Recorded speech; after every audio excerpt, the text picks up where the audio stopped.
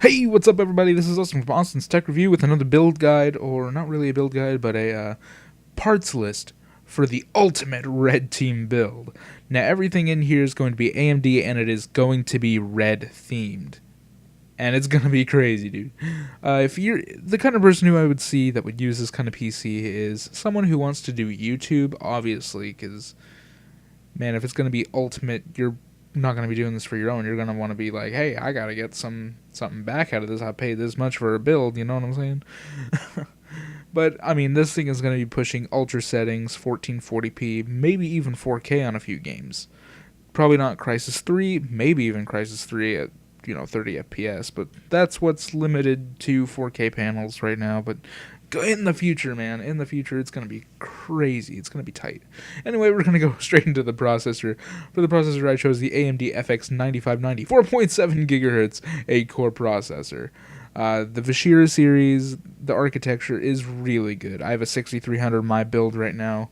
I haven't gotten any sort of bottlenecking that you would see out of the same graphics card out of 8350 or a Core i7. But if you're going to be crunching some numbers and video editing, and you're probably going to want this, you're probably going to get those extra 2 cores to power through. You're going to be cutting down those editing and render times. You're going to be cutting them down like that, man. But you're going to need to cool this thing. So I got this CPU cooler. It's a Corsair H110i. Now, it is a liquid cooler. It's an all-in-one. I know some people are going to be like, oh, why don't you go with the air-cooled? Well, I mean, unless you're going to be putting up some premium Noctuas or something, and it's going to be blowing directly into that CPU fins, I don't really see why you would do that. And plus, Noctuas are ugly anyway. But they really work. Anyway, this is a really good cooler. I have not seen anything but positive reviews on this. It'll keep your CPU quite cool. I want to save up for one. I really do, if I didn't want to get, a Noctua or something. For the motherboard, I went with the Asus Crosshair 5 Formula Z ATX AM3 Plus motherboard. I trust the Crosshair series. I have one, not in my build, I have a Generation 1 Crosshair over in my show-off build because it had onboard LEDs. I can press a button and they'll show up. It's really cool. I cannot find this one anywhere except for Amazon, strangely enough. Newegg, just put your Crosshair 5 Formula Zs back on there, please. Please put your Zs on. Now this, you can put up to 4-way SLI, and it will accept our 9590 because that AM3 Plus. It's been around for the past 280,000 years, let's be honest. Luckily AM4 is coming and I am super pumped. The I/O panel on the Crosshair 5 Formula Z is crazy. All the Crosshairs have had great I/Os. You got a ton of USBs, you got your audio, you got your USBs, you got even more USBs. Did I mention USBs? For the RAM, I went with the Corsair Vengeance Pro 16GB set, 2 8GB sticks of DDR3 1866 MHz memory. Cast latency is good on this. I haven't heard anything bad about the Vengeance series. I have a few people that I know in my personal little computer building circle. They got some Vengeance in there. I got some A-Data stuff in there right now, but I did have some G-Skill. I want a Corsair set, especially for this kind of price point. I remember whenever the 16 gig sets were going $120 plus. And plus, I dig this red theme. Like, you got your red CPU, which it's really not red, but it's red team, so there you go. You got your red motherboard with a lot of really, actually, kind of nice red accents to it. If I didn't have a blue build, I would surely save up for one of these. And you got your red RAM. And plus there's a lot more red coming, so be prepared. For storage, for the SSD anyway, I went with the Kingston SSD Now V300. It's a 480GB. I know, I don't get why they don't have a 512. The read and write speeds on this are really good. I mean, it's Kingston. If you know anything about SSDs, you know that them and Corsair, they're on the top end of that list. And of course, you're going to want a really good and reliable SSD if you're going to want this, and Kingston can deliver this. If you have been watching, you're going to know that I'm going to put a Western Digital Caviar Blue 1TB 3.5-inch 7200 RPM internal hard drive. it's the standard. You want to put in some more SSDs to replace this? That's your prerogative. For the video card, I went with the MSI Radeon R9 390X 8GB video card in 2-way crossfire. You can add another one. They do not accept 4-way crossfire. I haven't seen many that do without modded, your BIOS or whatever. I have seen a couple people try to do 4-way stuff. It just doesn't scale that well whenever you get to 4. 3 is kind of pushing it. 2 is your sweet spot. You're going to get upwards from 75 to 90 to sometimes even super close to 100% efficiency whenever you buy 2 graphics cards. I haven't seen much on the 390X in Crossfire. I've seen a few videos here and there. I've seen a few tech reviews. And I can tell you right now, if you want to save a little bit of money and go for 3-way Crossfire, go for the R9 390. Not the 390X, but the 390. Still has 8 gigs of that VRAM. You can just run MSI Afterburner, and you can push up to those same specs. You're going to lose a couple of stream processors here, but who cares? They have 2 to 10 frames difference in different games.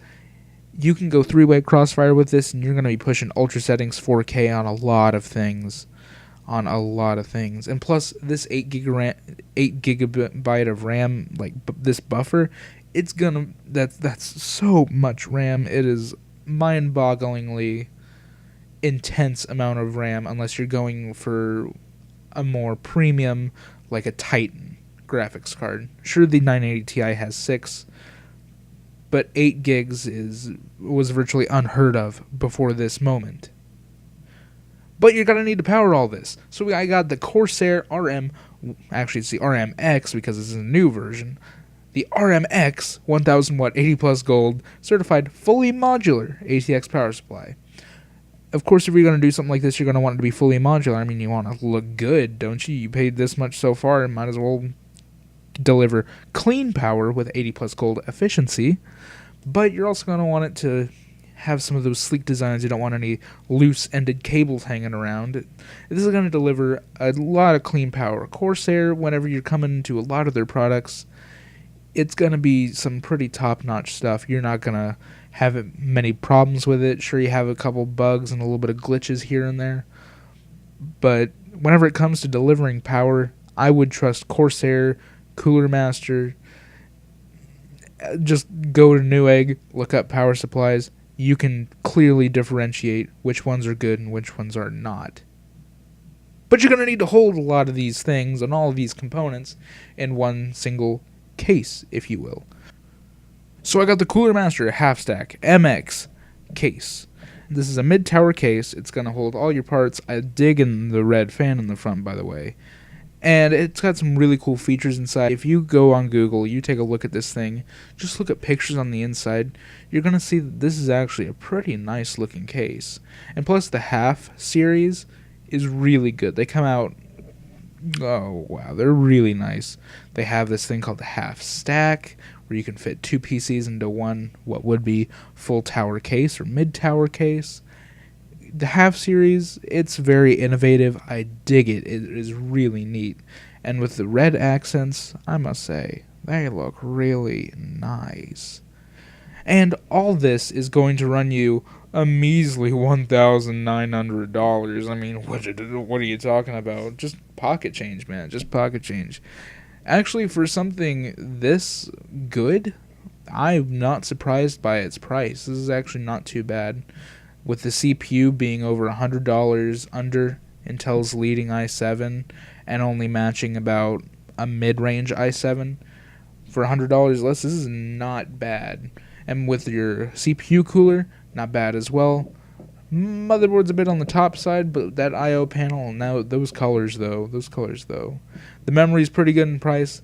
SSDs are going to cost a little bit more, but this is a really nice price. I remember whenever these they were matching almost 50 cents per gigabyte. And that's crazy considering how Western Digital Caviar Blue, yes, Caviar Blue, still my favorite, is a $50 price range. It's around there. 390X is a bit over the top when you can go with the 390. but it's still a good price to performance ratio. Half stack, come on, dude, it's good. And $155 for 80 plus gold efficiency at 1,000 watts. I would say that this is a pretty good build. This is a really good build. You're going to be getting ultra settings, 1440p, high to ultra settings on 4K. It's a go. You're going to be digging this if you put this kind of computer together, and I'm pretty tempted to save my money just for this one myself. Anyway, guys, that wraps up this video. I hope you all enjoyed. Leave a like if you liked it. Leave a like if you disliked it, because I need them likes. And be sure to subscribe if you're looking for more videos kind of like these. So yeah, just share this around. I don't care. Have a good day. My phone's ringing.